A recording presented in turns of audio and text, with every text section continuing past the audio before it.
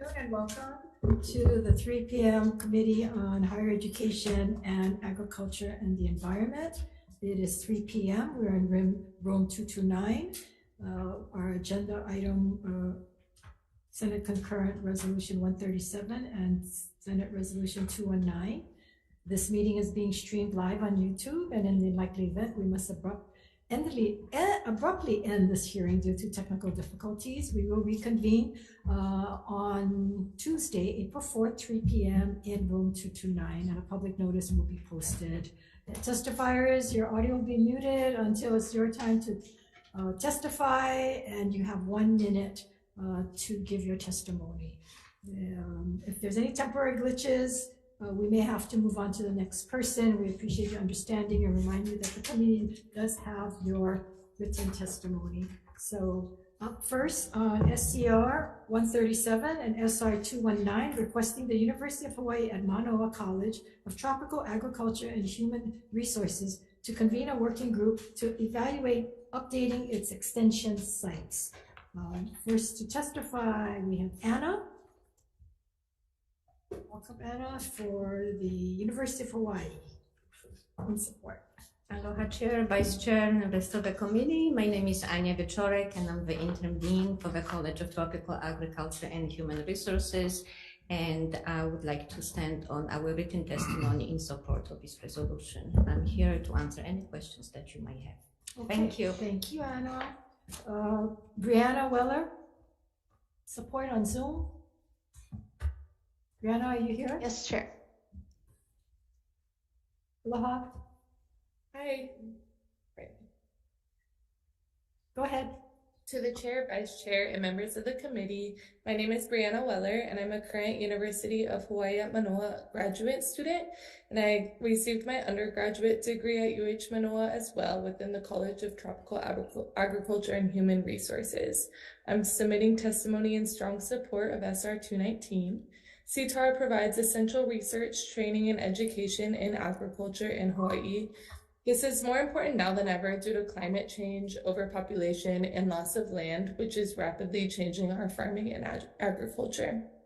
Consistent education is necessary to provide our communities with tools to maintain a sustainable food supply and rely less heavily on outside sources. To do this, we should continue to evaluate CTAR's working sites to provide our communities with the best resources that we can. Thank you for your time and consideration. Thank you very much.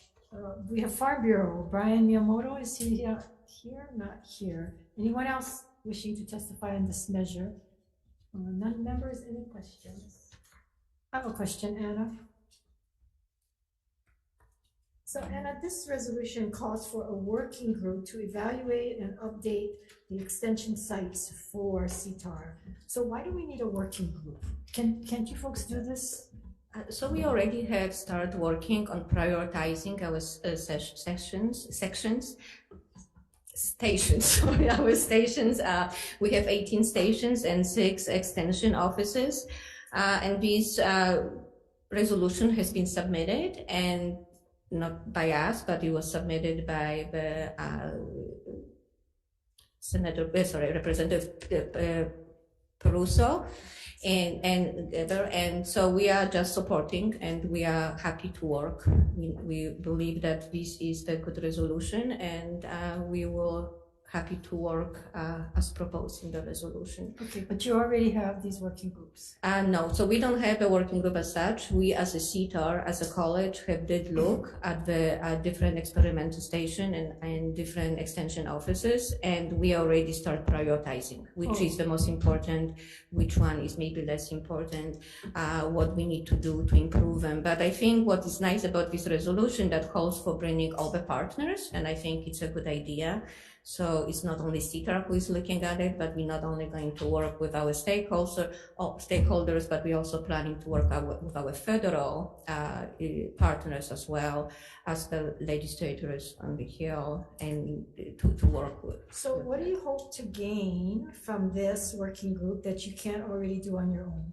So I think that again, we are in support of a resolution as it was submitted, and we don't want to oppose it because I think that is No, I very understand. important. The question is, what do you hope to gain from this? Because, you know, we can keep creating all these working groups, and then some of them never convene, and we never get a report. So what do you hope to gain from this work? Yeah, so I you think can't that already do on your own or have not done. So I think that having the support of the state legislators that shows that this resolution was submitted and that that state legislators supported it, it might help us bring the partners to the table, saying yes, this is not only important to CETA, not only important to Manoa, but it's also important to our legislators as this resolution was submitted, and that will. They might be more willing to work with us and be part of these working groups. Okay, members, any other questions? Senator DeCoy. Thank you. So what is the priority? So one of the top priorities when it comes to the extension, to the research facilities and extension, the first one is our Magoon facility in Manoa for UH Manoa. The reason for it, it's so important because it not only helps us with extension work and helps us with research work with different programs, but also it's one of our facilities for instruction. So it's close enough to Manoa, to UH Manoa, that we can actually take students for the labs and so on. So it's important for all three our missions. So our extension, research, and extension. The second priority, if I remember correctly, are our site on the Big Island in Kamahana and Waikea, if I remember correctly. So we have received some funds to improve some of these facility. We are going to improve a previous facility that was used by the pharmacy school. So these facilities are coming back to CETA now. So we're going to use that some of internal money, some of the Manoa money that we have received, and some of the money that we have received from the legislators to fix this area. So that's our two top priorities. I cannot remember the third one of this. So I guess to come back to the question that Chair just asked you. So since you already know that, why you need a working group for? So these ones, again, just top priorities. We have 18 research station and 6 extension offices. So I think it's important for us to bring our partners to the table and have a conversation, knowing, kind of try to find out not only what is the most important to them as our stakeholders, but also what is important for to the other part of the community, not only. What priority is your Maui research station? What level is that at? It's in the top 6, but I don't remember offhand which one. Okay. I just remember the first 2 right now, because that's the ones that we concentrate on. So you're looking at the facility as well as the extension agents? Sorry, what did you? As well as the extension agents, are you looking at that also? So what we're looking first right now, excuse me. So what we're doing as a college, before this resolution started, we have looked at our priorities and our stakeholders, and we look what is important, because I think we should go back to how these experimental stations end up where they are, right? So we have a number of them, and the first question is, why do we have so many experimental stations? That's what people ask me, and that originally was related not only to the microclimates that which of these areas have in Hawaii, so the different crops, for example, can be tested in the different microclimates, but it also has to do with our commodities that were in these areas in the past. So we might have an experimental station, and again, that's why we're going to do this study. Like we might, for example, have experimental station in the X and Y locations. So let me just like jump right to it. Sorry. So I'm looking at the Maui station, and then you have a Molokai station. Do you know that you have 3 agents on Molokai, of which I don't know when they show up for work. I really don't know what they're doing at their station. You have 1 extension agent that is always there covering for the other extension agent. How do you guys address that in priority? Because I would like to see them actually, do the outreach and try to work with those farmers and then do the experiments as you guys have those facilities. And not just with that facility, but with all of them, because even in Maui, it's not as bad as what we're dealing with on the Molokai one.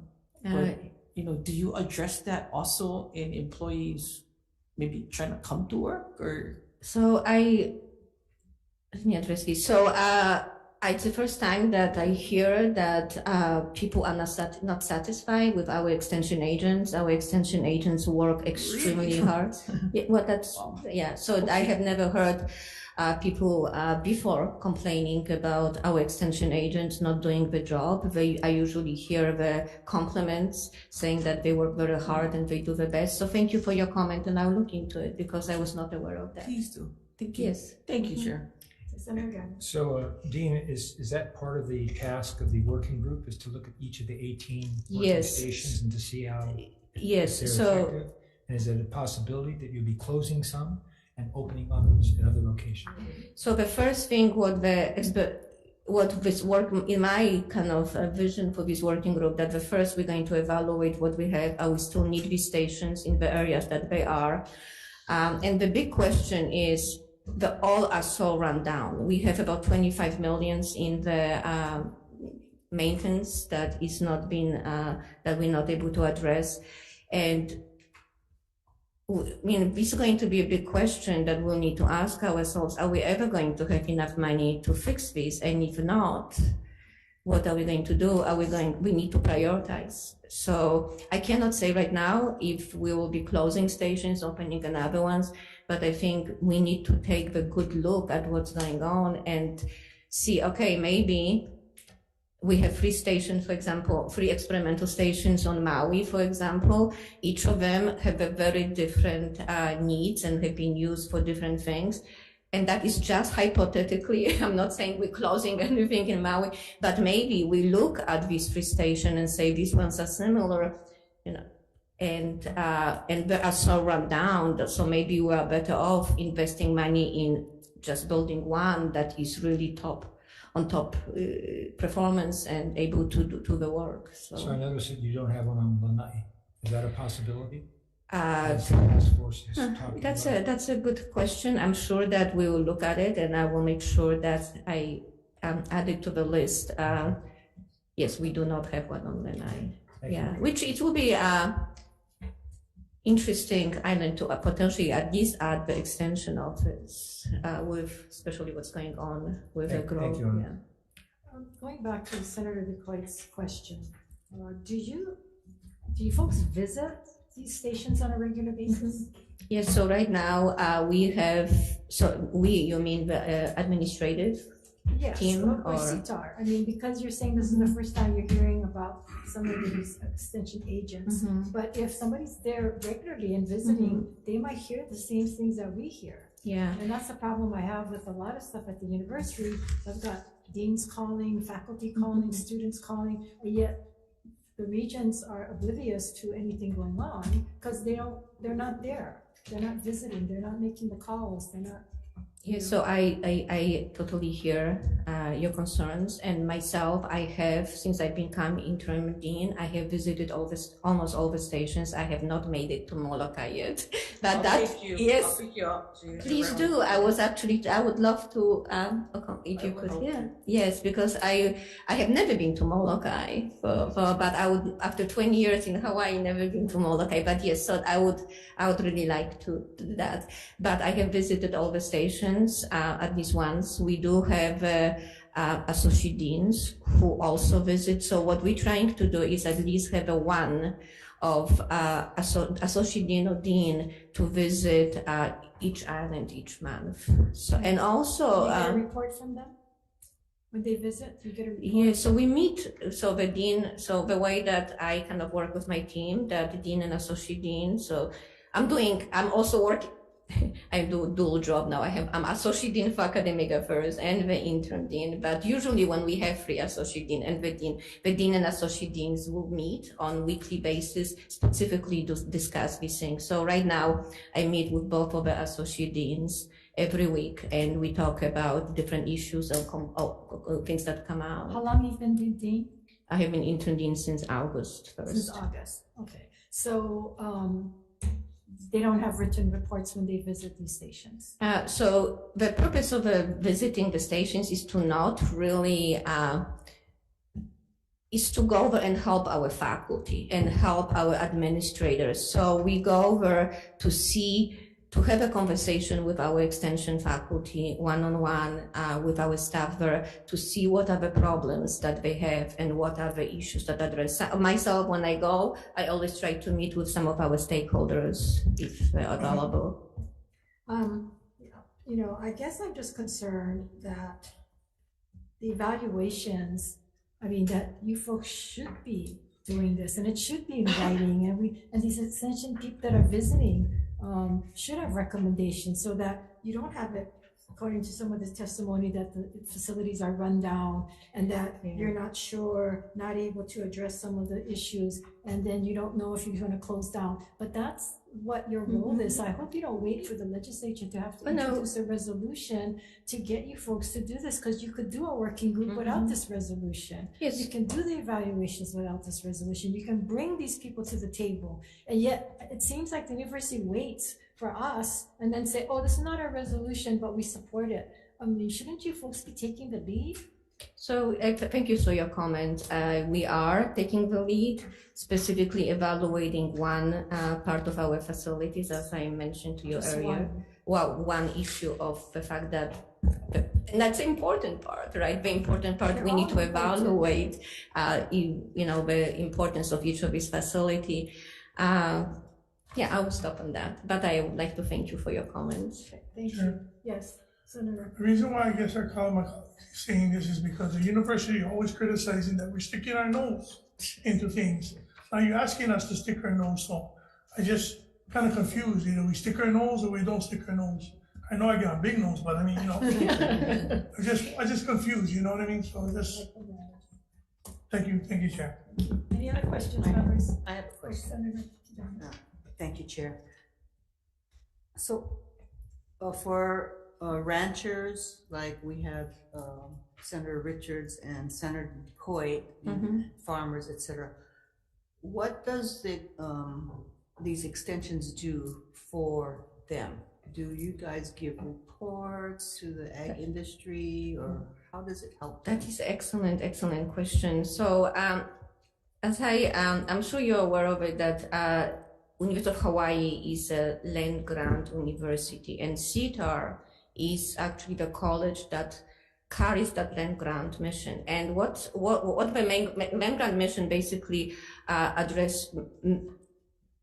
Land-grant mission basically talks about providing support to local communities, specifically to improve the lives of the local community and uplift them. So as a CTAR, when we're working with, for example, farmers and ranchers, one part of our mission is research that I'm sure you know what that is, and then we have instruction, just like the rest of the university. But the third mission is that extension. And what extension is basically taking the knowledge that our researchers gain, or our taking that knowledge and taking it to, for example, ranchers and to all the farmers. But our extension agents also work with in this case, let's say with the ranchers and other farmers, and they do the industry analysis. And what that means is they go to the industry and say, what are the biggest needs that, let's say, the livestock industry have? What are your biggest problem? And then our extension programs are prioritized based on that industry analysis. So our extension agents also do the research. So they're not only taking what the researchers created, but some of our researchers do more. They do both basic and applied research. Our extension agent might take some of the basic research that was done and continue it and make it apply to help our farmers and our ranchers in this case specifically. So did that answer your question? Kind of. Maybe 50% of the Okay. question, but so how does it how does that information get to the ranchers and farmers? Do you So have an email, or you just put up a bulletin and they know where to find it? that's a great question. So we, as the technology has been changing and delivery of information has been changing over the years, specifically since pandemic. We utilize all different ways to do that. We have almost like bulletins that are sent to the specific stakeholders by email related to the specific topics. We have a number of workshops. I cannot offhand remember contact numbers that we have, our extension office, but I'm happy to share that with you. There are very, very large amount of hours that our extension agents spend with the community and spend with educating the public stakeholders to whatever is needed. We also, during pandemic, because we were not able to meet face to face, we have actually worked even with some of our older farmers how to use Zoom. And we have actually had the workshops on Zoom. We have been, so we use all the available resources or tools to communicate. Ones that are really specific to research related to the stakeholders' needs, we go as far as setting up experiments or the trials on the farmers' land and work with the farmers on that. Thank you. Mm-hmm. Senator, Sorry. So I really like you come to Molokai. You have my pleasure to You have an extension agent that literally just jumps on every group, everywhere. I've yet to see a report of anything, whether it's in the ranching, whether it's in the 4-H's. 4-H is a big thing in the state. Yes, of when course. The 4-H livestock show is down here. Yes. I mean, I have not seen the participation on the CTAR. Neither have I seen a report in regards to whether it be the beef industry dealing with the bovine tuberculosis, whether it been with axis deer that has ravaged many of the farms. There hasn't been one workshop. CTAR agent will show up, and I recall this real clearly because they have a contract in the ag park with Maui Community College, and they were asked to take that facility over, and through their own lack of keeping that place up, they didn't want to take it, and MCC was paying for that facility. And I have yet to see a trial being done there. You have one female individual that's actually doing all the work. She's the operator. She's doing everything, and the load is dumped on her. So you guys asked to relocate to the main office, but I haven't seen one report. There was lots of things. So not to depend on you, but I think you need to take a look at that station. Yes. You know, Maui needs help. Maui's doing a lot of stuff up country. They are outreaching. They're meeting with the farmers. They're meeting with the Farm Bureau, and Hawaii Farmers Union, the Maui Farmers Union. Yeah, so I've been to Maui actually twice They're good. since August. They're really good, and I can see that. Yeah, with a the lot of one thing that just about that Molokai experimental station that you were talking about, this is a little bit complicated. This land is not under CTAR. This land actually is under the Department of Ag, but Maui Community College pays the lease that CTAR uses that facility and has continued to use that facility without taking ownership and responsibility to do exactly what this is asking for. So when you have time, sorry, Chair, I just needed to say that. Yes, I'm looking forward to going with you to Molokai. Bring your boots. We're gonna I will bring my boots. I used to catch crocodiles. I'm cat. Thank you. Perfect. Thank you. Representative, other questions? We will go into decision making. We need to recess. Okay. The chair is going to recommend that we pass this measure out, but I want to suggest a amendment to add in be it resolved that CTAR also submits a report that they have been working on and what are their evaluations aside from the working group itself. So we'll get a report from the working group, but also a report from CTAR as to the extensions, as to what they've been doing, and how are they addressing some of the concerns and issues that have been raised. Any discussion? Hearing none, Vice Chair votes aye. For SCR 137 and SR 219 to pass with amendments, Chair votes aye, Vice Chair votes aye. Senator Fukunaga excused, Senator Agaran excused, Senator Favela. This is adopted, Madam Chair. Thank you. Same recommendation for AEN. Any discussion? Senator DeCoy, take the vote, please. Thank you. Senator Gabbard. Aye. Senator Richard, excuse. Myself, aye. Senator Rhodes. Aye. Senator Awa. Aye. Chair, your measures are adopted. Thank you, Madam. Okay, thank you. Going to adjourn the joint committee of higher ed with ag. I am going to, members, suggest that we go on to the 3:15 agenda because the chair for human services is here. And then we go back to the 3:07 after we get done with the 3:15. We only had one measure up, and that's SCR 71. So if that's okay. IT, you ready? Can you calm us down? Chair, we're still live. Oh, we're still, that's right, we can go on. Okay, so I'm gonna call to order the joint committee between higher education and the Committee on Health and Human Services. This is the 3:15 PM agenda. This is Senate Concurrent Resolution 71, requesting the University of Hawaii to conduct a study relating to asbestos prevalence and abatement in residential properties in the state. We have Elmer Ka'ai testifying for the University of Hawaii. Is Elmer here? He is not here. Quinn Vetum testifying for Reuse Hawaii in support. Person, aloha, welcome.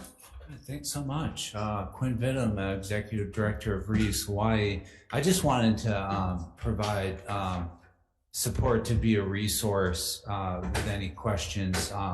We're a contractor that specializes in residential deconstruction. This is an alternative to regular demolition, and through that process, we see quite a bit of asbestos-containing material. Lots of popcorn ceiling and sheet vinyl. Those are the friable asbestos examples that are of most concern. And as we know, asbestos is a naturally occurring mineral that they used up until 1978. And they believed it was a great fire retardant and soundproofing material, but later realized that it's harmful to health. It's a microscopic barb-shaped fiber that lodges in your lungs and causes all kinds of health problems. So we, the commercial construction industry has a really great system for that. They notify the Department of Health and do a survey and abatement to get it all out of the buildings before the demolition happens. But with residential houses in Hawaii, we actually don't have a system for that. And it's up to contractors and homeowners to figure that out. But a lot of them just don't know. They just don't realize what is in front of them. In particular, popcorn ceiling, it just seems so benign, if you just scrape it off, and little do you know, it's a really harmful material. It could make you really sick. In fact, I know somebody that his boss told him to scrape the popcorn ceiling in a condo in Waikiki, and at the end of the day, he's coughing up blood. It's serious stuff. So yeah, we just wanted to kind of be a resource for that, and hoping that through this study, the could help kind of identify the scope of the problem, and I think the goal in the end, just to be honest, would be for there to be the same system that we have for commercial projects that would also apply to residential, and through that it would just help with health and safety, and also we do have a really great industrial hygienist and environmental industry here, folks that do the abatement. So that's all set up because they work in the commercial side. So that's who we hire when we encounter the asbestos, and we're just thinking that it'd be better if it was a broader industry thing. So hope that helps. Time is up. Okay. Thank you. Anyone else here wishing to testify on this measure? Okay. Members' questions? Yes. Yes. So Joy. you're the only one, so you have to come up. tough to answer. So, you know, when you go through these demolition and you see like the popcorn ceilings, how much does it cost to go remove them? It depends on what you do have to do for containment and the current. So there's a lot of condos here that were built in the 70s with popcorn ceilings. Yeah. And this resolution is looking at the impact of a state mandated asbestos abatement process. So I'd like to know, how much does it cost for a condo if we're going to mandate, if they're going to study, or is that going to be part of the study? Is going to be the cost for this? Yeah. Well, So we how we don't do the abatement work. That's other people. We can get some resources for that if you'd like to get kind of a range of what the per square foot price would be. Okay, my understanding also, because I have one of those condos in Hilo where we were told basically that if we just left it alone, there would be no problem. Mhm. It's only when you start, like you said, scraping it off, then you would need to have the full-on hazmat outfits. Right. So wouldn't this resolution, if we're gonna explore state mandated asbestos abatement process, also should include costs to the individual? If we're gonna mandate this, how much it's gonna cost them? Seems like it. Yeah. Okay. That would be an important component of putting all the information together. And also with prevention, like just leaving it alone, could that be an option also that should be considered? Yeah, I mean, That's what I I was think that's the told. best option if you're not doing a renovation or taking the building down. Yeah, definitely. Okay. Same thing with lead paint. Yeah, it's similar. Thank you very much. Thank you. So, my question was basically the abatement process, is that only to remove or to cover up? Because I've seen a commercial on TV where they do a covering up of the ceiling. Is that an abatement that's, I think that's healthy? considered containment of the material, like they paint over it. Abatement is usually taking it out and disposing of it per state regulation. Yeah, so I guess that's my question, is that the only way to do an abatement rather than? Yeah, well, Cover up. yeah, I think if it's a renovation or something, encapsulating it is a great option. Definitely would be, I would think, be cheaper, less expensive. But if there's a whole house coming down and there's popcorn, it should be abated before the demolition happens, so as not to expose the neighbors and stuff. Okay, got it. Thank you. Yeah, Thank you. of course. Members, basically I had a living room ceiling popcorn, basically, thank you. They spray it with water and then they scrape it off. It wasn't that expensive to do. Okay, oh, I thought- This and everything. And then my son did it for his condo too. So people can do it by themselves, from what I understand from realtors. They Oh, can without do it. having the whole hazmat, because Yeah, that's well, what I thought. Yeah, I don't know that if they determined that it's not asbestos or not, but anyway, getting back to this reso, I'm surprised that nobody from the university is here, because their testimony says that the John A. Burns School of Medicine and the Cancer Center can provide clinical and medical expertise on the impact of asbestos. However, this resolution is not seeking those impacts. They're requesting an inventory and types of residential structures in the state that contain or are constructed with asbestos-related materials, that an analysis to determine the estimate number of residential structures containing these dangerous levels of asbestos in the state, an evaluation of potential impact on the state-mandated asbestos abatement process prior to renovation or demolition of a residential property similar to those followed in other jurisdictions. The study will require access to real property assessment information, building and structural designs, and any environmental impact statements reports. In addition to this, the study will need to include input from each county and not only the city and county of Honolulu. Since their residents are subject to both state and their respective county laws, ordinance codes, and mandates. With the potential complexity of this study, UH does not have the expertise nor units to conduct this type of work study. And so this resolution at this point is asking them to do a study and they're saying they're not equipped to do that. So I don't know that the author of this measure intended for this, but certainly, yeah, I can see the complexity and what is being asked of this resolution. So any discussion, members?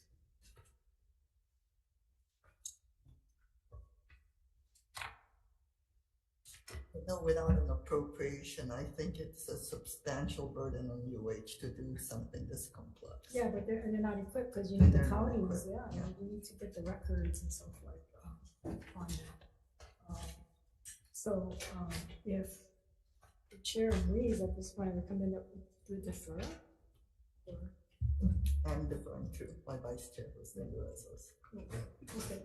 Okay, members, any discussion, any objection to the deferral of this resol? And hopefully it'll come back with something that, or to the right entity that can address all of these issues. Because it's not only the walls ceilings, even the tiles that was made in the 60s, or the floor tiles have asbestos. Okay, with that, we are adjourned with the joint. Okay, thank you very much.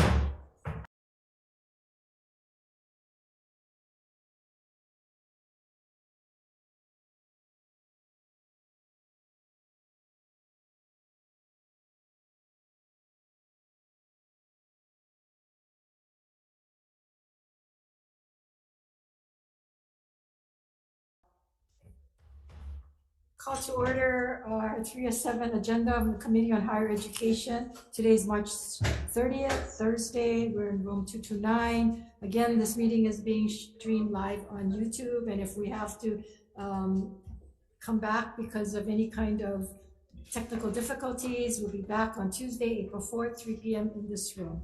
First item is SCR 110, SR 116, urging the University of Hawaii community colleges to establish baccalaureate degree programs in agricultural technology, food science, and education at Leeward Community College. And testifying on this matter is Deborah Halbert from the university. Welcome, Deborah. Good afternoon, Chair, Vice Chair, members of the committee. We stand on our testimony. I'm happy to answer questions if you have them. Thank you. Well, why don't you give the members an idea Of the testimony? Sure. So the University of Hawaii, as you know, has 10 campuses. There are three four-year campuses and 7 community colleges. They are accredited by different accreditation body, with the WASC, which is the 4 years, accrediting the 4-year campuses, and ACC-JC accrediting the 2-year campuses.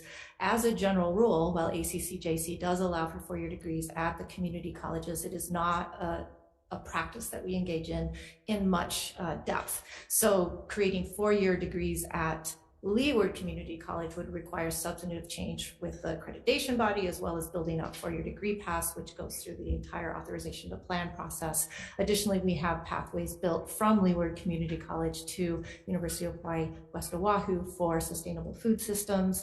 We also have programs, and unfortunately the Dean of CTAR just left, but we do have programs in food science and agricultural technology at University of Hawaii Manoa, and of course education is a critical mission focused program across all of the different campuses. So as a general rule, that's where we're coming down with our testimony. Okay, thanks. Just sit there. Okay. There's testimony from Cards Pintor in support. Not here. Anyone else wishing to testify on this measure?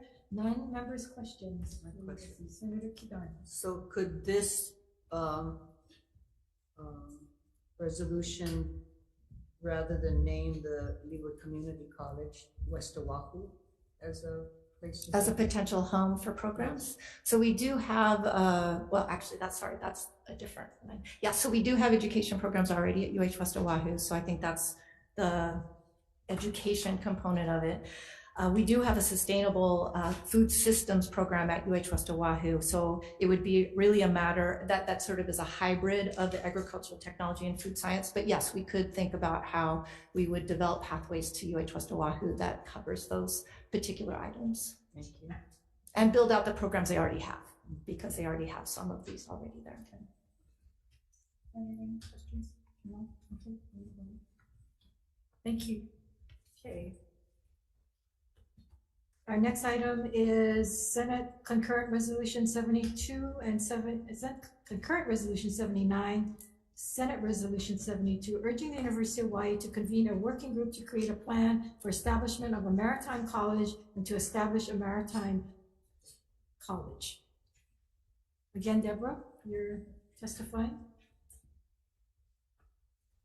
Good afternoon again, same person. Our testimony here is relatively simple, simply because this is a new idea, but one that the university supports. Obviously, maritime is a very important field for the state and one that we would want to see or would be happy to participate in a working group about. Okay, why don't you sit there? Okay, Christian West from ILWU and support. You're here, Christian? Benjamin Run, here for Chris West, Okay. in support of it. And support. Okay, thank you. Anyone else wishing to testify? If not, questions. Oh, please. I'm Mike Anderson. I'm the Regional Director for the Inland Boatmen's Union here in Hawaii. And I'm going to stand in support and also answer any questions as a subject matter expert. Okay, appreciate that. Thank you. Okay, questions now. I have a question. So you folks are supporting this, which is good. Can you do it on your own without this? Without the resolution, I'd imagine we can. It's probably the same questions you were asking for the CTAR dean. This would have, it's an interesting idea. I don't think it had been one that we thought of on our own. Why so not? That's a good question. In terms of academics, well, let me step back. Well, let me just say, I say that because again, the university always says that we're micromanaging, one, and two, what do we know? What do you know, Senator Kim, about the university? And we get criticized all the time. And so now we come up with these ideas and then we get support, but then you folks could have been doing it on your own, right? Or you can't do it on your own, but you don't. And that's why people come to us and ask us to come up with these resolutions. Well, I think part of the larger academic strategy conversation is always conditioned by the amount of funding that we have. And so when we're looking at building up an entire new college, that's not insignificant. And so some of that would be, how do you begin to fund and build out something as significant as this? And obviously to do so would take much more than an internal conversation. It really is something that as a state we would want to commit to, because this isn't the same as developing a new program or a new department where we already have faculty, they can take on additional teaching duties. This is hiring, this is establishing a new facility, hiring new faculty, developing curriculum. So there's a lot more that goes into, I think, establishing a college than would go into establishing a program or building out programs based on the ones we already have. For example, what we just talked about with the last resolution.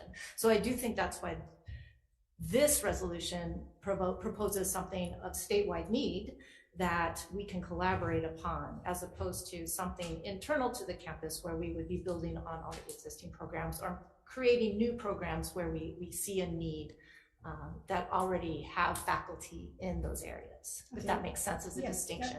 And that's fair, but again, isn't that the part of the university to look at, overall, what the state needs, where we're going, what industries we need to be focusing on, maybe what colleges we don't need, of course, what are the priorities? And that's what seems to be lacking from the administration, is to setting clear priorities. So we build a pharmacy school that ends up with less than 50% of the enrollment. I mean, so where's the vision as to what are the future needs of our state? And isn't that what this intellectual body, the University of Hawaii, should be the leader in doing, whether it's internal or statewide? No, I do appreciate the need to think strategically and with vision about how the future of both our higher education institution and the professional world to which we are trying to contribute need to be defined. I think that's one of the reasons why the position I currently hold was redefined or redescribed as academic strategy away from academic programs and policy, so that we could insert some level of that kind of conversation into what we do. We did, as you know, just complete a strategic plan. Part of that includes identifying both the current workforce needs as well as beginning to think about what those future workforce areas are. And the fourth plank, or the imperative of the plan, is looking at the different kinds of innovation hubs that we already have. So there is a lot of work internal to the institution that's ongoing about how we can begin to contribute to that conversation. This one, though, you're right, is sort of came from not internal to the internal to the organization. I think in part because we don't have a foundation in these areas so far. Well, normally the way that these things have evolved is we have, for example, what's a good example of how it evolves? As technology changes, we alter the curriculum so that we can create new programs, and we see others. Yeah, but you're just slow to close down programs, and they keep them on the books instead of being real proactive because they don't want the confrontation on it. But I'm amazed at how fast we move on Ching Field, how fast we move on, getting $35 million to add 5,000 more seats. I mean, we can do that internally, and where are the priorities? And that's our biggest criticism that we have of the university. And then we're painted as we're being disrespectful or we're being micromanaging, when these are the kinds of things that the university should be looking at. And I hope the media is listening and picking up this story instead of just picking up all these other so-called stories. But I wanted to ask the experts, have you folks ever approached the university about why they aren't putting these kinds of programs for the industry? I could defer to Benton on that for the education. So.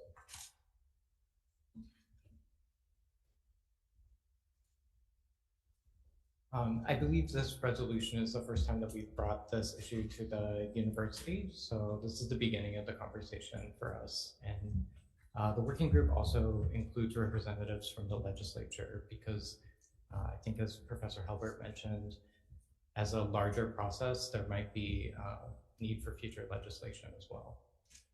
Okay, but yeah, I think that the industry, if they believe that this is where the future is and workforce and so forth, they need to have that conversation with the university because, again, they're supposed to be the experts in where all of these programs go and whether or not they have it's part of their priorities and whether they're willing to make it a priority. I think that's important, and not say, well, the legislature, made it a priority, and like on the pharmacy school, it's like, come on, you folks have to be able to be the ones to take the lead and then own it. If it fails, then you own it, and if it's good, then you also own it, right? But thank you. Appreciate that. Okay, no, is there any other discussion? If not, thank you. Okay, we are moving on to Senate Concurrent Resolution 171 and Senate Resolution 126, requesting the University of Hawaii to transfer the School of Travel Industry Management from the University of Hawaii at Manoa to the University of Hawaii, West Oahu. Deborah, again, you're up. You're a popular person today. Yes. So again, thank you for allowing me to provide testimony on behalf of the university. I can give you a little bit about what this testimony is about. Again, much like the one regarding Leeward Community College and the baccalaureate degrees, UH West Oahu is currently not authorized to have master's and PhD programs. And of course, the Travel Industry Management School, which has been wrapped back into the Scheidler School of Business, offers a master's degree and is working on a PhD program as well. In the resolution, it does note that there has been a decline in the status of the Travel Industry Management Program over the years, and one of the reasons it got moved back into Scheidler was to correct that and to redirect the program and make it much more focused on the issues and interests of Hawaii. So there's a lot of work that's been done since 2019 when that reorganization happened to increase the status of that program and reintegrate it into the tourism industry in Hawaii. And so, of course, the dean, who is traveling back from a trip, isn't here, the dean of Scheidler, but he's very supportive of continuing to keep the travel industry management program at Scheidler. Why don't you sit there? We do have, 11 other testifiers, all oppose this measure. No one signed up to testify in person or in Zoom. Anyone else in this room willing to testify, want to testify this measure? Hearing none. Questions, members? I do have a question. So you said that you guys want to correct Tim by putting it back into Scheidler. So it used to be in Scheidler? It was in Scheidler, and then it was moved to become an independent travel industry management program.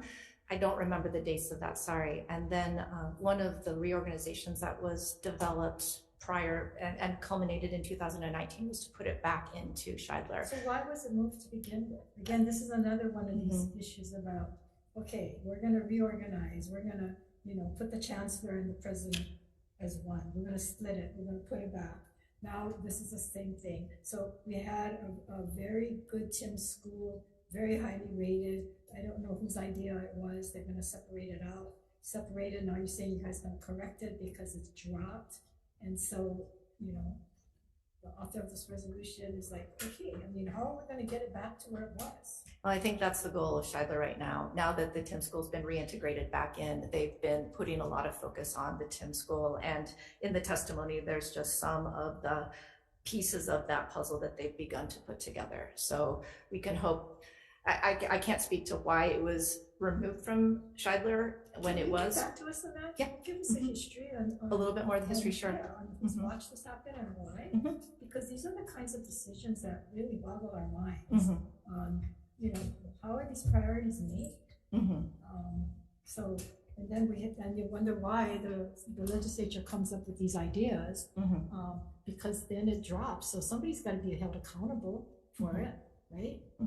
Yeah, we can certainly provide a history of how these things happen. Yeah, just there's a couple.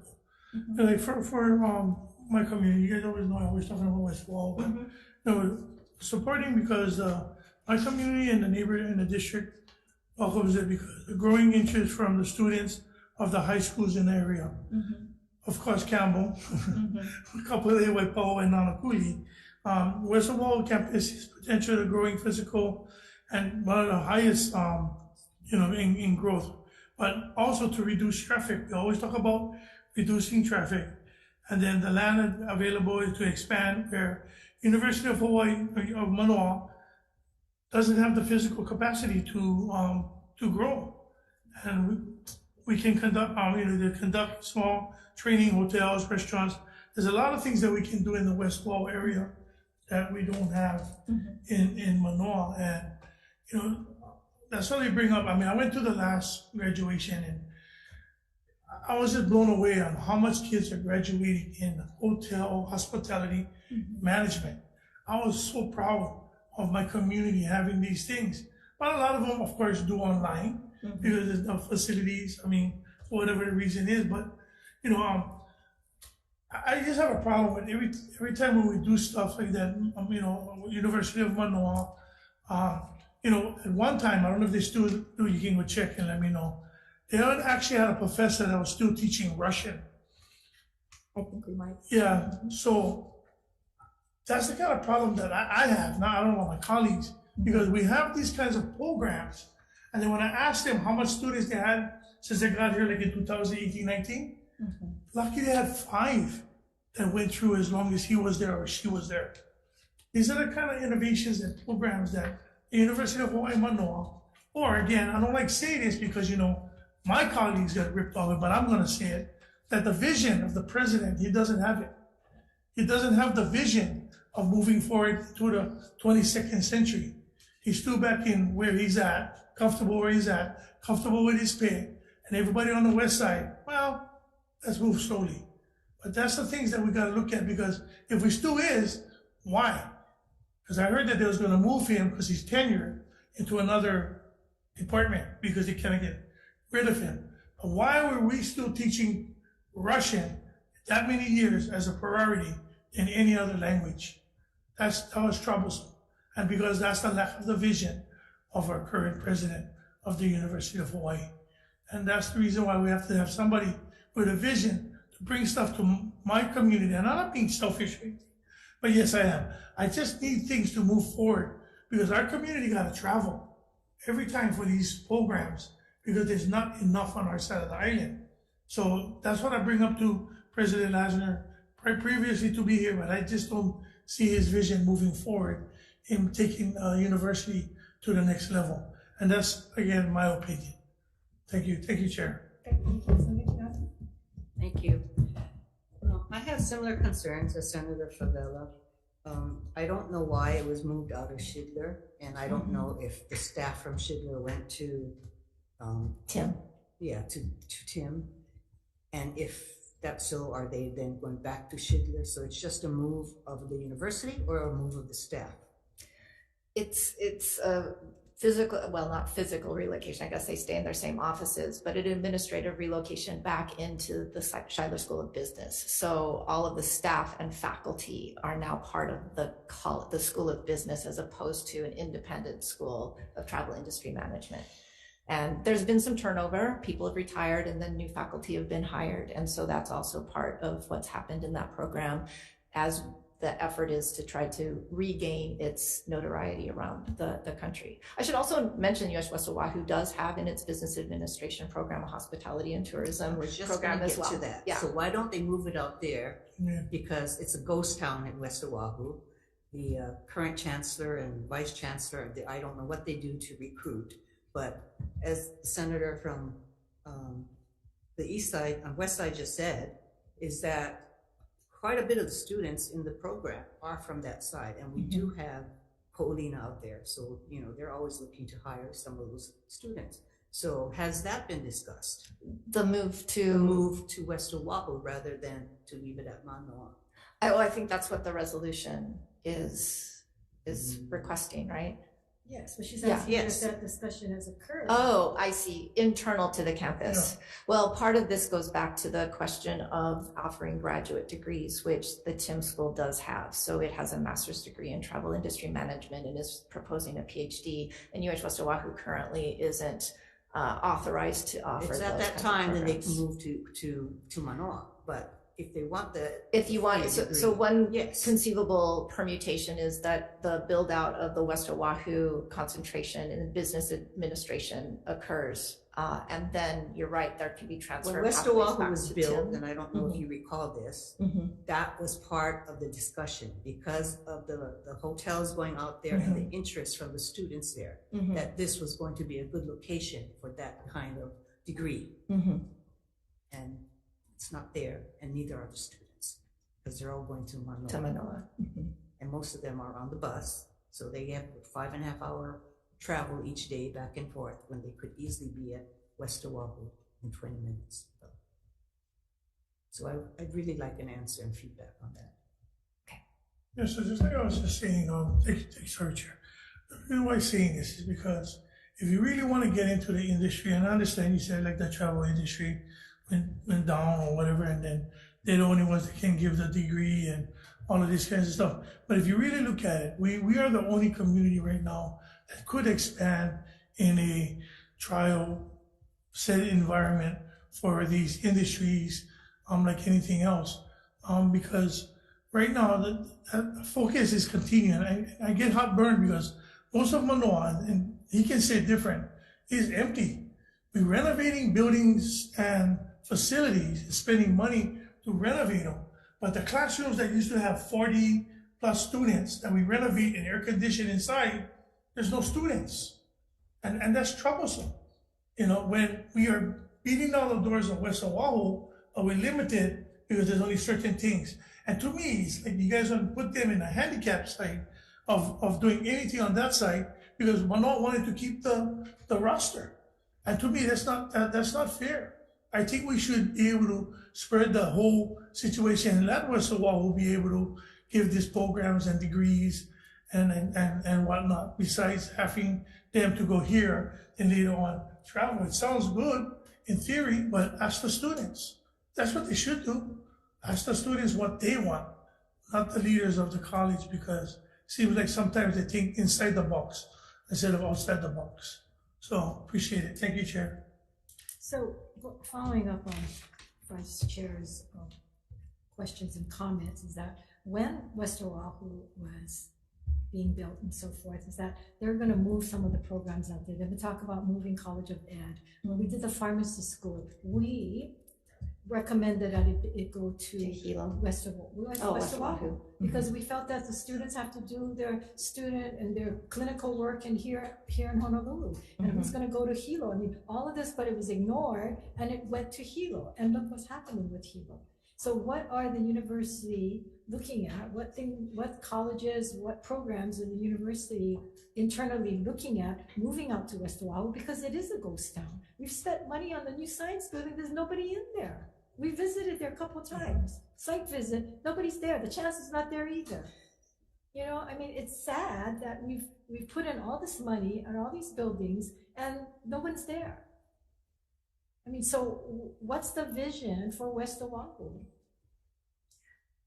Are you guys gonna wait till we have these resolutions and then you're gonna oppose it instead of being proactive and saying, hey, this is our vision, this is what we should move out there, because that's the population, that's the growth, that's the workforce. That's why we built West Oahu.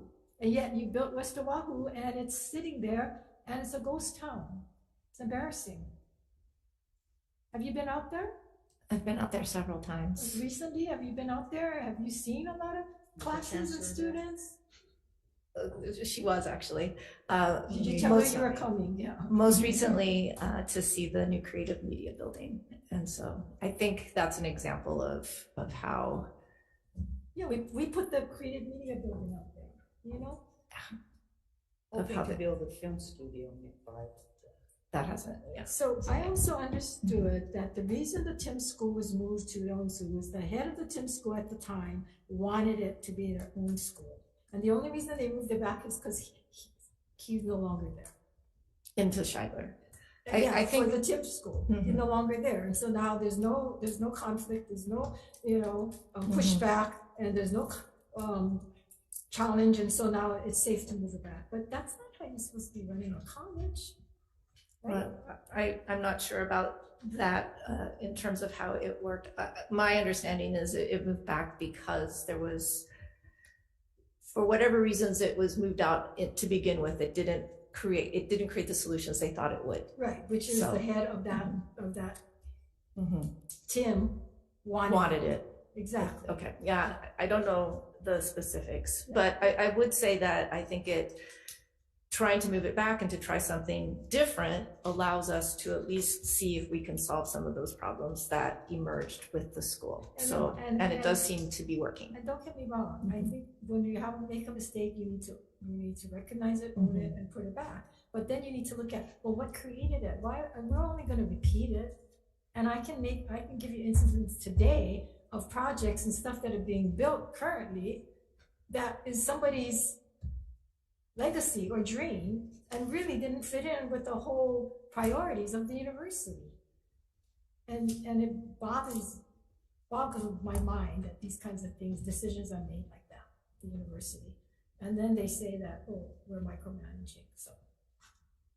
So I have one more question. Did you go to the school for the prescription for pharmacy? The pharmacy school? I have been to the school, yeah. Did you bump into anybody? Well, I was there for a Board of Regents meeting, so yeah, we did bump into people. The only reason why is because I was blown away. Now, mind you, the people that live on the island didn't know it was there. Because after that, I would talk to a few people. They didn't even know it was there. I mean, that's the kind of stuff that it's just sad to say that, I didn't even know until I visited that the thing was up in Hilo and not here. I mean, I was just, why? But if we're going to continue on to get the best for our kids and the best for our kids' future, we got to do stuff different, not because somebody wanted it there.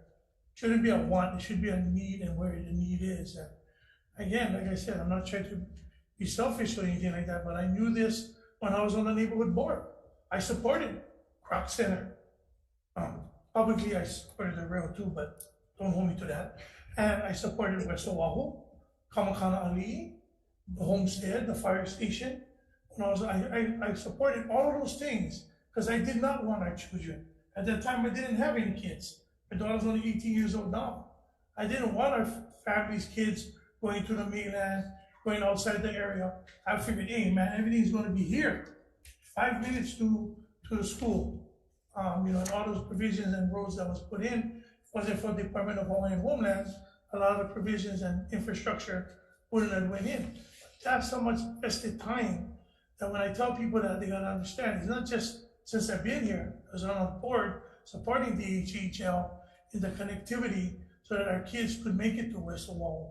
And then I always get heartburn when I see that we just slowboat West Oahu and everything is Manoa.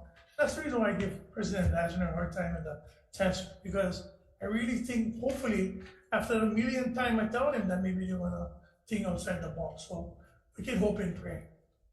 Thank you. Thank you. Thank you very much. Thank you. We are going into recess for decision making.